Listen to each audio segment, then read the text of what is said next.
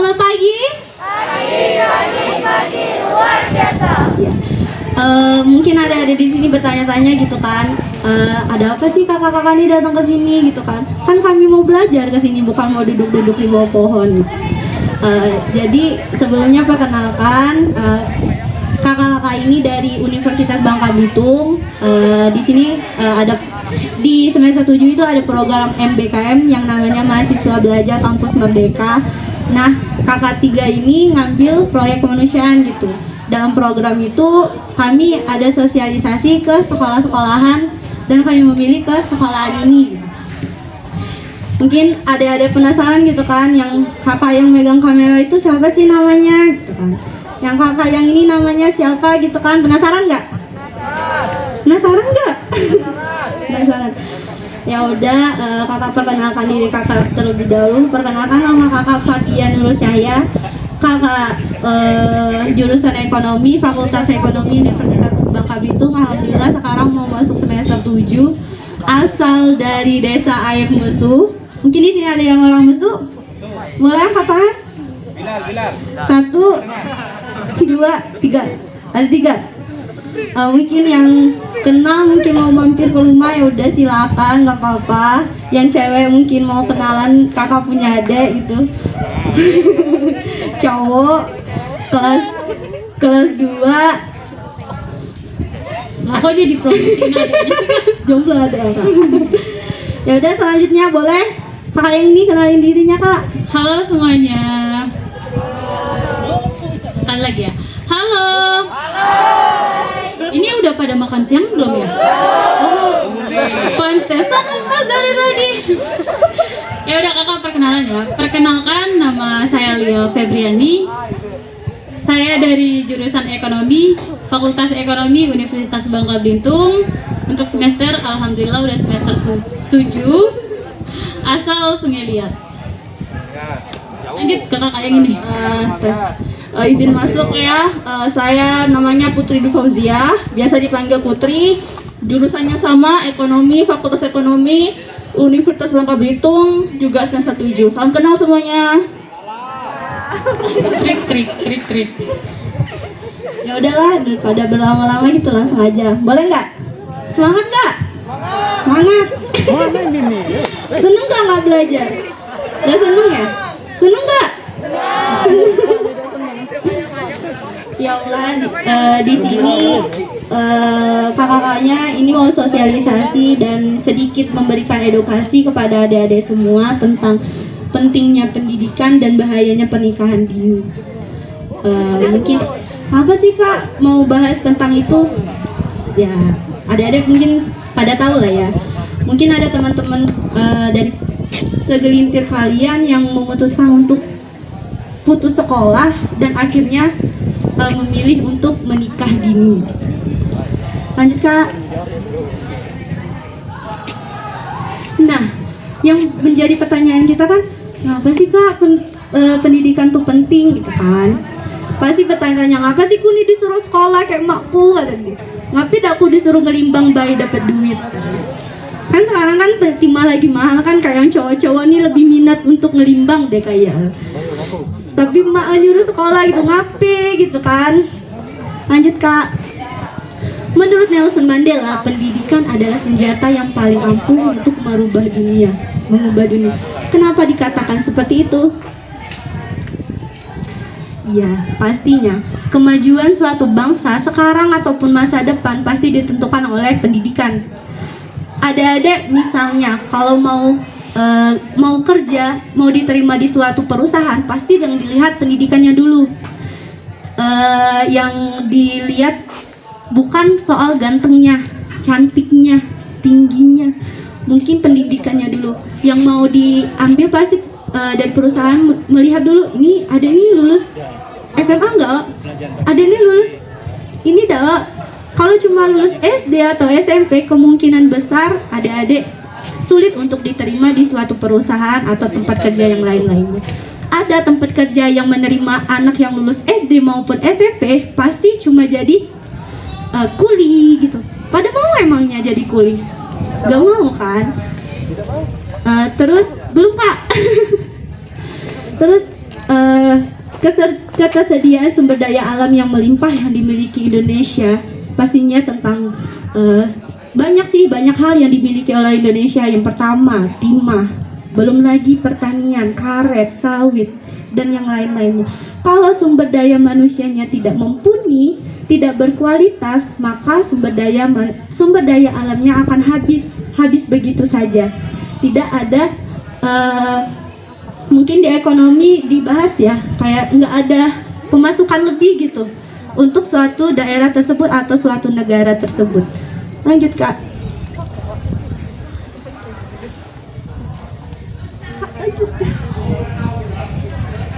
Terus alasan pentingnya pendidikan, salah satunya memperoleh kehidupan yang stabil dan terarah. Jelas, karena dengan memiliki tingkat pendidikan yang tinggi, yang mumpuni, adik-adik yang lulus SMA dengan adik-adik yang hanya lulusan SD pasti akan berbeda kan? Pemikirannya, pola pikirnya, cara mengambil keputusannya, cara berteman, bergaul, dan lain-lain itu kan pasti beda kan? Pasti adik-adik merasa perubahan dari SD, SMP maupun SMA. Bener nggak? Bener nggak? Mantap kok? Bener nggak? Terus pendidikan telah membuka wawasan kita sehingga mampu menilai sesuatu yang menempatkan diri ke posisi yang tidak terpikirkan sebelumnya. Kayak adik-adik pas masih SD nggak kepikiran mau masuk SMP, pas SMP nggak kepikiran masuk SMA. Padahal di setiap sekolahan itu kan adik-adik bisa mengambil hikmahnya. Kayak misalnya sekarang sudah di SMA gitu kan, masuklah organisasi OSIS, masuklah organisasi ROHIS, ketemulah teman, ketemulah orang-orang yang di luar sekolahan. Itu bakal membuka lebih luas pemandangan kalian, wawasan kalian, dan akan berdampak positif kepada diri kalian gitu. Next Kak. Alasan yang selanjutnya, potensi lapangan kerja yang luas. Pasti anak-anak yang lulus, anak-anak yang sekolahnya tinggi, otomatis kemungkinan besar bakal diterima di perusahaan ataupun di tempat kerja yang lebih baik. Jangan hanya berpikir, ku udah usah sekolah baiklah, ku nak ngelimbang baik kan timah mahal. Mending ku jadi kuli bayi dapat duit. Ngapain ku sekolah capek-capek? Itu tuh hanya pemikiran jangka pendek, kita nggak tahu ke depannya. Kayak dulu kan timah mahal, tapi seiring berjalannya waktu timah nggak ada lagi. Kita nggak tahu di masa akan datang timah ada atau enggaknya. Kalau hanya mikir ku nak gawe timah baiklah, ku nak ngelimbang baik, itu tuh pemikiran jangka pendek yang akan merusak adik-adik semua. Karena untuk sumber daya alamnya seperti itu tidak bisa bertahan lama. Terus Kak, alasan yang ketiga pentingnya pendidikan yaitu memperbaiki pola kepribadian diri. Dapat ada baca semuanya, pendidikan telah membuat seseorang jadi terbuka. Bahkan yang berpendidikan lebih mandiri dalam finansial beberapa aspek kehidupan lainnya. Pendidikan membantu seseorang menempatkan diri pada tempat yang tepat. Jelas lah. Mungkin ada lihat kakak-kakaknya mungkin atau ada saudaranya yang berpendidikan sama yang gak berpendidikan, pasti secara finansial, secara keuangannya pasti beda. Anak dari orang tuanya yang berpendidikan pasti beda dengan anak orang tuanya yang tidak berpendidikan. Itu kayak jelas terlihat gitu perbandingannya. Walaupun itu bisa dirubah dengan tekad kita sendiri untuk menjadi lebih baik. Walaupun sebagai anak petani ataupun sebagai anak kuli bangunan, kita bisa mengubah diri kita dengan tekad kita sendiri gitu. Lanjut Kak. Aduh, ngap. Terus merubah mindset tentang hidup. Karena pendidikan telah membantu seseorang membuka wawasan. Yang kakak bilang sebelumnya tadi, dengan pendidikan kita bisa kenalan dengan orang yang lain gitu, membuka wawasan kita dengan berteman dengan yang teman-teman yang mempunyai pola pikir yang lebih positif, lebih gampang untuk memilah mana sih yang baik, mana sih yang tidak baik untukku gitu kan. pasti bisa membedakan. Ku kayak sekolah bayi lah deh, ku dana nganggur kayak dia. Kelaku jadi pengangguran, kelaku narkoba, segala macam. Karena kebanyakan orang yang tidak berpendidikan itu pasti gampang terpengaruh untuk tidak sekolah dan melakukan hal-hal yang tidak baik gitu. Seperti narkoba, seks bebas, ngaibon, segala macam. Ada yang ngaibon di sini? Ada. Ada yang ngaibon, ada yang narkoba, nggak boleh ya. Yang cowok-cowok udah boleh ya. Yang cewek-cewek, Dana kan punya tunang yang pengangguran. Dana kan punya tunang yang gak berpendidikan. Enak dah. Nah denger yang cowok-cowok, jangan nganggur, jangan anak sekolah. Yang cewek-cewek pasti memilih cowok-cowok yang lebih berpendidikan, yang punya pekerjaan yang bagus, bener gak? Bener. Adi tunang belum di sini? Lah, cuma apalah. Lah ada laki Ayo kan? kenalin lagi adik aja. Next. Alasan selanjutnya yaitu mampu membedakan kebenaran dan kesalahan. Udah dijelasin sebelumnya. Pendidikan mampu memperbaiki karakter dan sikap seseorang dari yang buruk menjadi lebih baik, dari yang malas pengen dan malas lagi, yang nak bangun pagi pacak bangun pagi, ketemu kayak tunang di sekolah kan. Terus Kak, meningkatkan kepercayaan diri dengan pendidikan, dengan materi-materi yang telah disampaikan oleh guru, dengan pengalaman yang telah adik-adik dapatkan, itu bisa meningkatkan kepercayaan diri kalian. Contohnya mungkin ayu-ayu di depan nih, mungkin sebelum tidak kepikiran pas masih SMP, SMA bakal ngomong di depan adik-adik nih. Soalnya kan pernah dulu SMP juga, SMA juga, SD juga, udah bakal kepikiran bakal ngomong gini. Udah bakal kepikiran bakal punya kepercayaan diri sebesar ini buat ngomong ke adik-adik. Kalau nggak punya pendidikan, otomatis nggak bakal bisa ngomong langsung ke adik-adik gini. Terus Kak, memiliki kapasitas diri yang mumpuni. Pada hakikatnya, orang yang memiliki pendidikan cukup dapat melakukan sesuatu melebihi kapasitasnya. Ada yang tahu nggak maksudnya apa? Ada yang tahu nggak?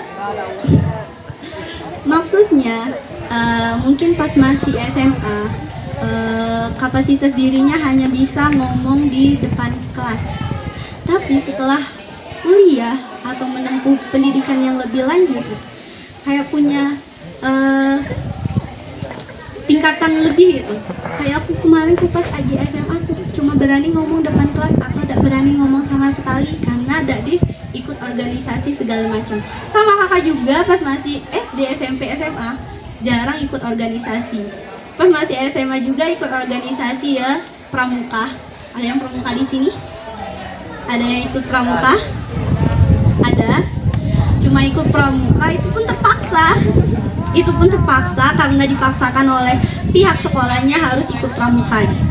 Nggak punya pengalaman untuk organisasi, nggak punya pengalaman untuk ngomong di depan, nggak punya kepercayaan diri. Tapi dengan adanya pendidikan, seiring dengan berjalannya waktu bakal meningkatkan kapasitas diri seseorang tersebut.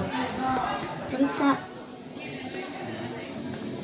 mudah menempatkan diri di berbagai lingkungan. Dengan pendidikan yang dimiliki, seseorang akan lebih mudah dalam memahami lingkungan sekitarnya.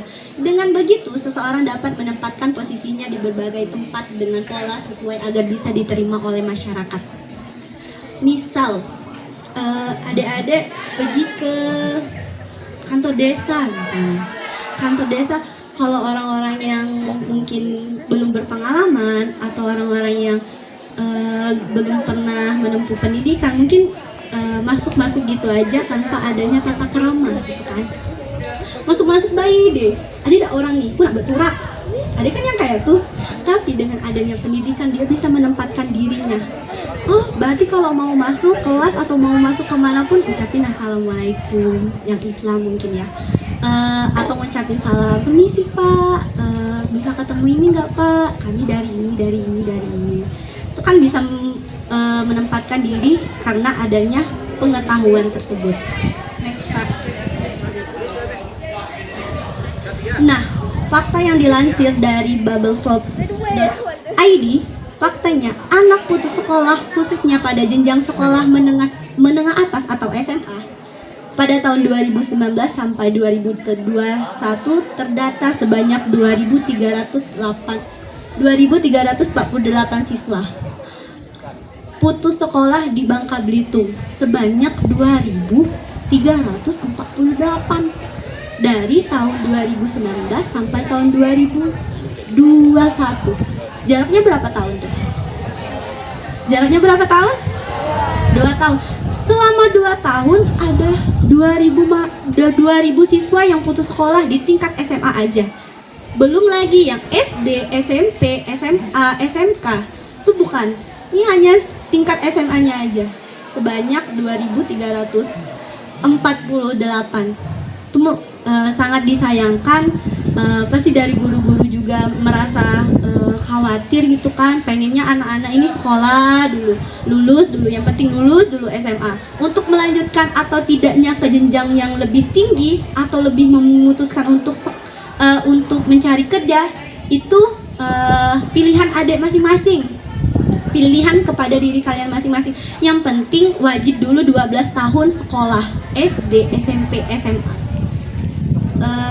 Sangat disayangkan bahwa sebanyak 461 siswa putus sekolah, di antaranya disebabkan oleh pernikahan dini. Pernikahan dini.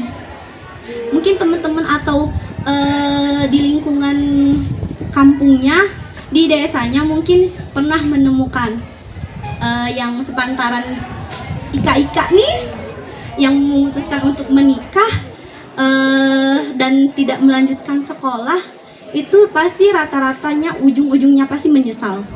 Iya enggak? Pernah enggak menemukan hal yang kayak itu? Pernah enggak? Pernah kan? Pasti ujung-ujungnya menyesal. Karena pendidikan itu penting. Kalau dia harus menikah di usia yang dini, setelah melahirkan pasti tidak bisa mendapatkan pekerjaan yang layak. Otomatis karena tidak lulus sekolah, udah punya anak, sulit untuk memperbaiki diri, untuk mencari pekerjaan dan lain-lainnya. Lanjut, Kak. Nah, pada kenyataannya kemajuan dari dunia globalisasi ini banyak mempengaruhi putus sekolah, terjadinya penyalahan narkoba dan sejenisnya. Narkoba, rokok. Nih cowok-cowok nih Pak, mungkin ada yang ngerokok Pak. Kayak ada yang ngerokok, ada rokok. Tuh cewek-cewek enak dah punya tunang yang ngerokok. Enggak. Tapi kata yang cowok-cowok misalnya ngerokok tuh ganteng kata. Bener dah? Bener dah yang cowok? Yang cowok kata kalau ngerokok tuh ganteng kok. Bener dah? Kalau yang cewek-cewek nengok ganteng dah? Dah kan? Nah, dah ganteng. Itu tuh awal untuk awal yang buruk sih. Untuk anak-anak yang masih sekolah, yang udah mulai ngerokok, nanti bakal kemungkinan bakal nyoba-nyoba yang lain gitu. Semoga enggak ya di SMA ini ya. Amin. Terus belum Kak? Terus pergaulan bebas pria dan wanita, kriminalitas, pernikahan dini, lagi-lagi pernikahan dini. Gimana ya? Nggak bisa dipungkiri, nggak bisa dicegah juga, sulit untuk dicegah pergaulan seseorang. Kita nggak bisa mantau kan, orang tuanya aja nggak bisa mantau apalagi kita kan. Jadi di sini kakak-kakak cuma mengingatkan yang mungkin punya pacar, mungkin kan, yang punya pacar yang masih cinta-cinta monyet gitu kan, yang masih tengah sayang-sayang kayak tunang, yang tengah bucin-bucin gitu kan, tengah sayang di mani gitu kan.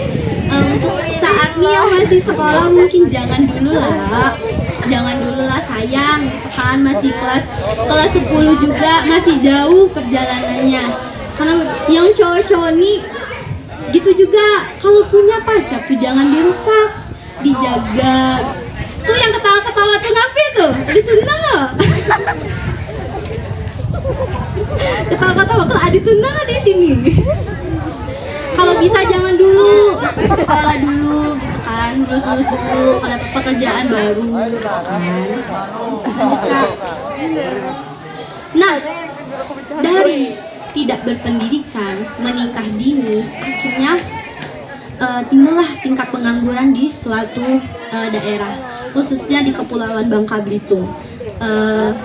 Yang paling banyak pengangguran itu ada di Kota Pangkal Pinang. Pada tahun 2020, angkanya mencapai 6,93%, paling tinggi di Kota Pangkal Pinang. Faktornya apa aja sih Kak? Yang pertama, putus sekolah. Apalagi di tengah pandemi seperti ini kan, banyak yang mungkin dipecat, mungkin nggak pada perusahaannya mungkin tutup gitu kan. Apalagi mungkin memutuskan untuk nggak kerja gitu. Itu bakal mempengaruhi tingkat pengangguran di suatu daerah. Karena daerah itu dikatakan maju atau enggaknya pasti dilihat dari seberapa besar sih potensi anak-anak yang berpendidikan, seberapa besar sih tingkat penganggurannya. Kalau tingkat penganggurannya tinggi, pasti kesejahteraan masyarakatnya kan rendah. Untuk makan atau untuk kebutuhan-kebutuhan yang lain kan sulit kan. Maka dari itu timbullah tingkat pengangguran yang tinggi. Kalau kita punya pekerjaan, maka dari itu tingkat penganggurannya bakal menurun. Kita kesejahteraan hidup kita lebih meningkat. Untuk beli ini beli itu bisa gitu kan? Bener nggak? Yang di sini siapa sih yang lulus dari SMA kepengennya kayak cita-cita setelah mendengar sedikit edukasi ini, kayak ku kayak lulus SMA nih ku nak kuliah bayi deh, ku kayak lulus sekolah nih ya udahlah ku begawe bayi. Ada dak kepikiran kayak tuh? Ada dak yang kepikiran bakal ya udahlah aku mau kuliah? Ada dak? Angkat tangan dong yang mau kuliah gitu, yang mau melanjutkan kuliah. Ada nggak? Angkat tangan aja, nggak apa-apa, malu-malu, jangan malu-malu. Angkat tangan aja, nggak apa-apa. Kan omongan kan doa kan. Kakak juga nggak kepikiran bakal kuliah. Ayah kakak cuma sebagai petani karet. Ibu kakak cuma sebagai ibu rumah tangga yang nggak bekerja sama sekali. Dan kakak punya 3 orang saudara. Yang pertama kakak. Yang kedua kakak sendiri, yang terakhir adik kakak. Adik kakak juga masih kelas 2 SMA, masih banyak keperluan. Tuh nggak kepikiran bakal cukup nggak ya uangnya buat sekolah gitu, cukup nggak ya uangnya untuk bayar UKT atau uang untuk bayar setiap semester gitu kan. Tapi ada aja rezekinya kalau adik-adik mau sekolah, mau berpendidikan, mau mengejar cita-cita, ada aja rezekinya. Kakak aja yang sebagai anak petani karet yang harganya nggak tentu, ada yang 1 kilo mungkin 5.000 tapi sekarang udah naik. Tuh nggak kepikiran. Pernah juga kayak setiap semester itu bingung mau cari uangnya kemana ya, mau bayar semester nih. Tapi ada aja rezekinya. Makanya adik-adik harus punya tekad gitu. Walaupun anak petani, anak kuli, apalagi orang tuanya sebagai PNS atau yang lainnya, jangan pernah berkecil hati. Anak petani juga bisa sekolah, anak petani juga bisa mengupgrade dirinya lebih baik gitu. Tapi jangan malu. Kalau kuliah sekarang bisa pakai beasiswa. Banyak beasiswanya. Dari SMA juga bisa diajuin dulu ke kampus. Banyak cara buat adik-adik yang mau kuliah atau mau menempuh pendidikan yang lebih tinggi. Jangan ragu, jangan malu, jangan minder. Yang penting ada niat, ada usaha. Jangan lupa diiringi doa. Ya, bener nggak? Jadi setelah obrolan ini, ada yang kepikiran nggak buat kuliah? Angkat tangan dong, mau lihat.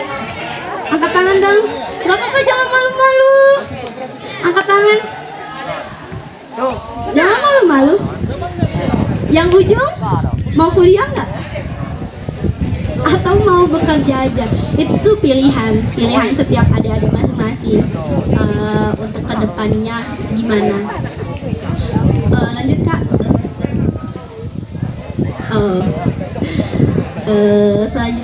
akan dibahas oleh kakak Lia untuk materi selanjutnya. Kasih ya. Kasih ya. Selamat pagi. Pagi luar biasa. Selamat pagi. Pagi luar biasa. Kayak lah semangat lah. Lanjut Kak. Oke, nah jadi kita lanjut ke pembahasan apa sih itu pernikahan dini. Jadi pembahasan kita ke depannya, pembahasan ini akan lebih intens. Jadi kalian kakak harap bisa fokus ya.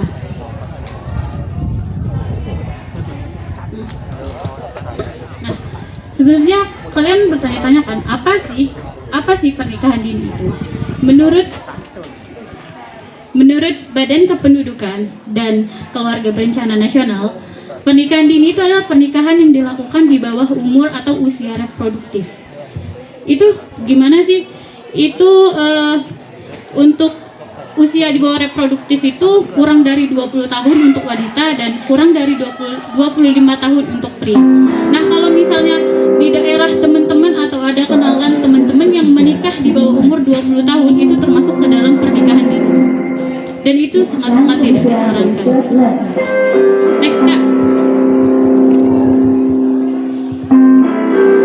Nah, pandemi pemicu pernikahan dini. Kenapa dibilang begitu? Pada Desember 2020, UNICEF menemukan bahwa 938 anak di Indonesia putus sekolah akibat pandemi COVID-19. Alasannya, bahkan 75% diantaranya tidak dapat melanjutkan sekolah. Alasannya karena ekonomi orang tua terdampak COVID-19. Jadi mereka memutuskan untuk putus sekolah. Dan alasan lainnya karena menikah. Karena ya, kalau udah putus sekolah, bingung kan mau ngapain. Jadi pilihan lain kalau nggak kerja, ya nikah. Jadi pandemi COVID-19 juga berdampak kepada anak-anak yang di bawah umur. Sebenarnya berdampaknya ke semua sektor termasuk ekonomi. Next Kak. Nah, korelasi pernikahan dini dan angka putus sekolah. Jadi korelasi ini hubungan antara pernikahan dini dan putus sekolah. Apa sih hubungannya antara pernikahan dini dan angka putus sekolah itu? Dilansir dari Bappenas tahun 2008 menyebutkan bahwa 34% dari 2 juta.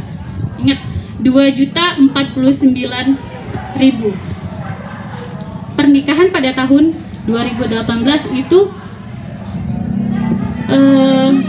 34,5%-nya itu pernikahan dini. Pernikahan dini ini diakibatkan anak tidak mampu mencapai pendidikan yang lebih tinggi. Jadi karena pendidikannya kurang, jadi pola pikir dan wawasannya juga kurang. Lalu hubungannya sebenarnya biar lebih gampangnya gini. Semakin tinggi angka pernikahan dini, maka akan semakin tinggi juga angka putus sekolah. Begitupun sebaliknya, semakin tinggi angka putus sekolah, maka akan semakin tinggi juga angka pernikahan dini. Karena salah satu pemicu pernikahan dini adalah putus sekolah.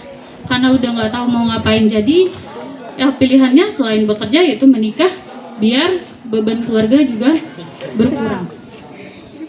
Next Kak.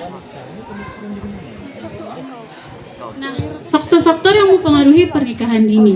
Jadi faktor-faktor yang mempengaruhi pernikahan dini itu ada 2, faktor individu dan faktor keluarga. Untuk faktor individu, yang pertama ada perkembangan fisik, mental, dan sosial yang dialami seseorang. Yang kedua, tingkat pendidikan yang dialami oleh remaja. Jadi tingkat pendidikan yang dialami oleh remaja jadi di lingkungan sekolah.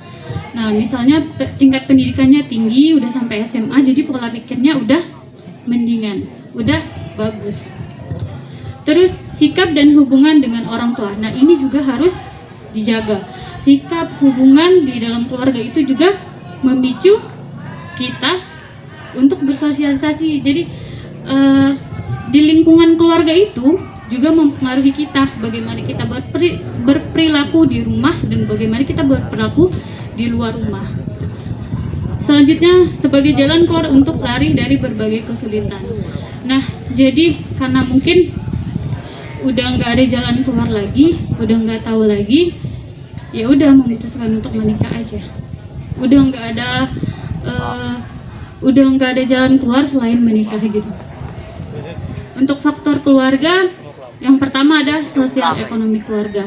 Nah ini juga mempengaruhi seperti kakak bilang tadi, karena pandemi COVID-19 kan mempengaruhi ekonomi keluarga. Nah itu juga mempengaruhi kita berpikir kalau ya udah nggak usah sekolah aja, mending nikah aja, bisa mengurangi beban keluarga. Tapi semoga yang di sini nggak punya pemikiran kayak gitu. Semoga pemikirannya sehat-sehat semua, mau kuliah, mau sekolah ke tingkat yang lebih tinggi juga. Karena kalau sekolah ke tingkat yang lebih tinggi juga, itu juga mampu, itu juga bisa membantu, nanti kalian juga bisa membantu ekonomi keluarga. Lalu ada tingkat pendidikan keluarga. Udah seperti yang kakak Fatia bilang tadi kan, tingkat pendidikan keluarga juga mempengaruhi. Ada yang bapaknya petani, ada yang bapaknya nelayan, kuli. Itu sebenarnya juga mempengaruhi pemikiran teman-teman. Karena mungkin ada yang minder, biarin aja bapak saya kan petani, nggak usah deh sekolahnya tinggi-tinggi, nanti juga lulus sekolah ngapain, bantuin orang tua kan. Jadi pemikiran kayak itu mending dibuang jauh-jauh.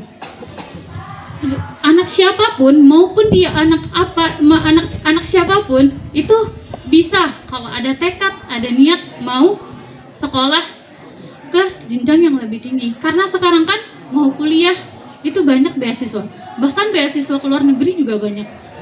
Jadi pemikiran kayak gitu teman-teman tolong buang jauh-jauh, jenihin dulu pikirannya, pikir yang bagus-bagus aja ke depannya. Jadi ya semangat terus. Terus ada kepercayaan atau adat istiadat. Nah ini juga memicu perilaku pernikahan dini, karena mungkin ada di suatu daerah nih. Mungkin di suatu daerah ada yang gini, kalau udah lulus sekolah, udah umurnya segini, udah harus nikah. Ada juga di suatu daerah, kalau udah dilamar 3 kali itu nggak boleh nolak. Ada kan kayak gitu? Nah, sementara kalau seandainya dia udah dilamar 3 kali, nggak boleh nolak. Sementara dia masih sekolah, gimana? Nah, sebenarnya adat istiadat itu juga mempengaruhi pola pikir kita. Lalu yang terakhir, kemampuan yang dimiliki keluarga dalam menghadapi masalah remaja. Ini juga mempengaruhi karena banyak orang tua, bukan banyak, kurang lebih segitu, yang tidak mengerti masalah anak-anaknya. Entah itu mereka yang tidak mau peduli, atau kalian yang tidak mau terbuka terhadap orang tua kalian. Jadi kalian gak mau cerita nih, ada masalah apa di sekolah, ada masalah apa di luar rumah. Jadi orang tua kita nggak tahu. Nah, jadi itu juga yang menyebabkan kurangnya pemahaman keluarga terhadap masalah remaja. Oke, next. Jadi kurang lebih itu faktor-faktor baik dari individu maupun dari keluarga yang dapat mempengaruhi perilaku pernikahan dini. Nah, lalu dampak dari pernikahan dini itu apa sih? Dampak biologis. Nah, di sini ada beberapa dampak. Yang pertama dampak biologis, psikologis, sosial, ekonomi, dan dampak pernikahan dini pada kehamilan serta proses persalinan. Nah, kita bakalan bahas sedikit lebih intens ya, teman-teman. Tolong fokus. Dampak biologis. Nah, dampak biologis ini apa sih, Kak? Secara biologis kan, anak yang di bawah umur itu alat reproduksinya, maaf teman-teman, alat reproduksinya itu masih dalam tahap pematangan.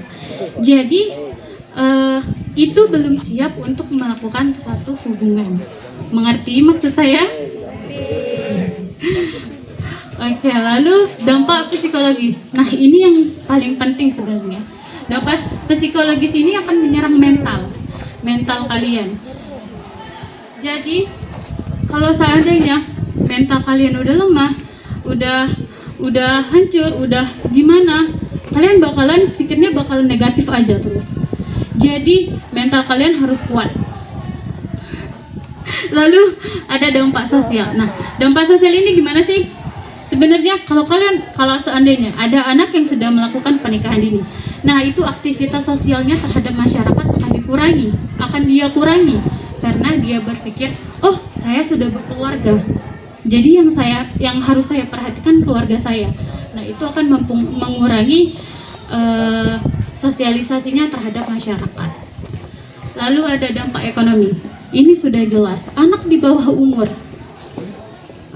mungkin KTP juga belum punya. Gimana mau cari kerja? Mau diberi makan apa? Istrinya, anaknya. Nah, jadi ini juga akan mempengaruhi kegagalan dalam rumah tangga, sehingga akan memicu perceraian. Jadi kalau mau nikah dini, mikir-mikir dulu deh, nggak usah deh jauh-jauh aja gitu. Terus ada dampak pernikahan dini pada kehamilan. Nah, dampak pernikahan dini pada kehamilan itu gimana sih, Kak? Sebenarnya kalau udah hamil, kalian yang masih di bawah umur, anak yang masih di bawah umur, masih hamil, udah hamil, itu pengetahuannya tentang kehamilan, tentang cara melahirkan belum sepenuhnya, belum ada, bahkan atau emang nggak tahu. Ya, nah jadi itu juga akan mempengaruhi, baik mempengaruhi kehamilan maupun pas melahirkan. Nah, jika tidak tahu, nah itu selanjutnya dampak pernikahan ini pada proses persalinan. Nah, pada proses persalinan, kalau kalian nggak tahu, kalian nggak punya dasarnya persalinan, itu akan membahayakan kalian, bahkan bisa memicu kematian. Next, Kak. Nah, yang harus dilakukan untuk mencegah pernikahan dini, yang pertama, remaja yang belum berkeluarga dapat diberikan pengarahan melalui kegiatan pendidikan dalam meningkatkan pengetahuan remaja tentang arti dan peran pernikahan serta akibat negatif yang ditimbulkan pernikahan pada usia yang sangat muda, dan melakukan kegiatan yang positif. Jadi dengan salah satu caranya yaitu dengan sosialisasi kepada kalian, memberitahu, mengedukasi kalian apa sih bahayanya pernikahan dini itu, apa sih tidak baiknya pernikahan dini itu, dan dampak-dampak dari pernikahan dini itu memang sangat tidak baik. Lalu yang kedua, mencegah remaja yang sudah berkeluarga supaya tidak segera hamil. Nah, sebenarnya ini bukan lingkup kita, tapi bakalan kakak jelasin sedikit. Mencegah karena kan masih di bawah umur, jadi sebaiknya kalau ada anak yang udah menikah, sebaiknya jangan disuruh hamil dulu. Karena seperti yang kakak katakan tadi, kalau alat reproduksinya masih dalam tahap pematangan. Lalu penyuluhan kepada keluarga agar menghilangkan kebiasaan keluarga untuk menikahkan anak pada usia muda. Seperti yang kakak bilang tadi, kayak adat istiadat. Nah, itu kan di suatu daerah ada. Nah, sebenarnya itu bisa dilakukan dengan melakukan sosialisasi mengenai adat istiadat itu. Kalau seandainya pernikahan dini itu memang sangat tidak dianjurkan bagi anak di bawah umur, apalagi secara psikologis, secara biologis itu anak-anaknya masih belum siap.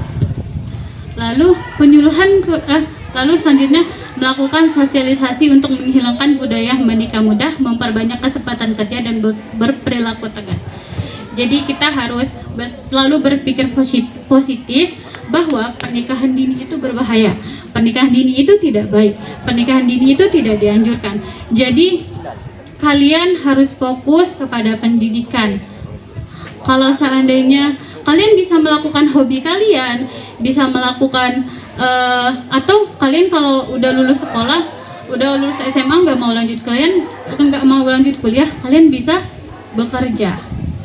Tapi bekerjanya itu emang fokusnya kerja, jangan udah mikir mau nikah.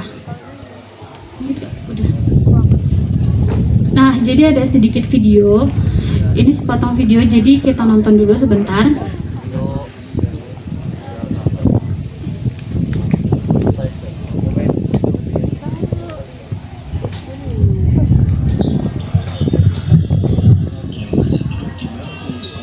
Pada peringkat 37 sebagai negara yang memiliki persentase tinggi pernikahan dini di dunia. Dalam lingkup Asia Tenggara, Indonesia berada pada peringkat kedua setelah Kamboja. Ketika ditelusuri hingga lingkup kabupaten, seperti halnya di Sleman, yang selama 2 tahun terakhir mengalami peningkatan jumlah praktik pernikahan dini. Pernikahan tersebut didominasi oleh perempuan yang masih di bawah umur.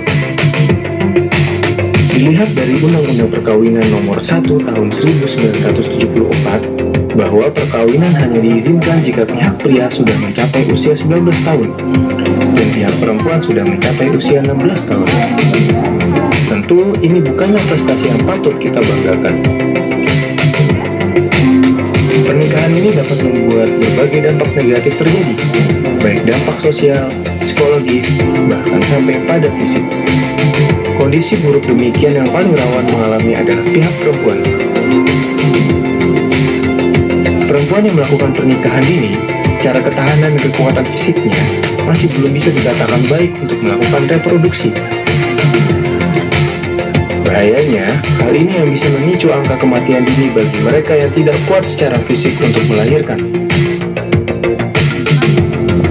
Tetapi, hal ini juga dapat memicu kematian bagi bayi, baik sedang dalam kandungan maupun saat dilahirkan. Selain kematian karena proses kehamilan, pada umur yang belum cukup matang tersebut, mereka rentan terhadap penyakit kelamin, terlebih jika mereka menggunakan alat-alat kontrasepsi yang tidak sesuai dan tanpa pengetahuan yang cukup untuk menggunakannya. Oleh karenanya, dalam penyelamatan angka kematian, potensi keguguran, serta potensi munculnya penyakit kelamin bagi mereka harus kita cegah segera pernikahan dini yang rentan membuka peluang hal-hal tersebut terjadi. Juga, senantiasa melakukan pemeriksaan secara berskala, dan periksalah sesegera mungkin jika mengalami hal-hal yang ganjil pada fisik kita. Karena generasi Indonesia yang lebih baik dimulai dari sosok kehadiran perempuan yang mampu menghadirkan kehidupan berkeluarga yang baik, sejahtera, dan juga sehat. Mari kita lindungi dan cegah pernikahan dini. Nah, itu dia sedikit video. Sampai sini dulu penyampaian dari kakak mengenai pernikahan dini. Apa semuanya sudah paham? Paham.